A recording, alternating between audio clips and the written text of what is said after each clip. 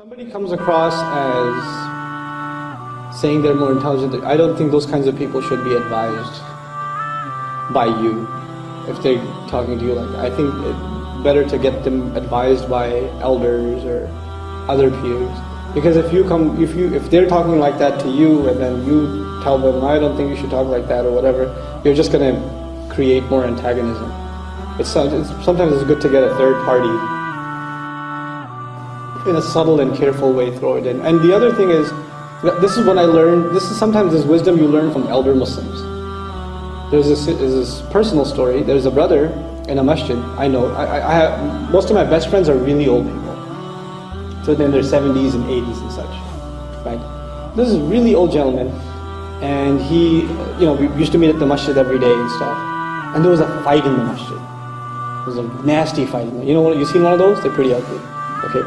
So these two guys are just going at it, and they're really nasty to each other, and one basically calls the other dumb, essentially. I'll do watered down versions, okay? But anyway, this older gentleman knows both of them, and stops talking to both of them. He's always nice, he says salam to them, how are you, and just walks away. Usually he's makes longer conversation. He's very cordial, but he walks away. And he's so wonderful in his personality, those people, they feel it. They feel like he doesn't talk to us like he used to anymore. So one day, one of them, this happened in front of me, one of them just came up to me and said, you don't talk to me like you used to. Are you mad at me? He goes, no, I'm not mad at you at all. She says, but you don't talk to me the same way. He goes, yes, I don't. So why don't you? He says, look, I saw you get angry with that other brother the other day, and I just got scared. Maybe one day you'll get angry at me. I'm just, I wouldn't want you to be angry at me, so I'm just trying to be safe.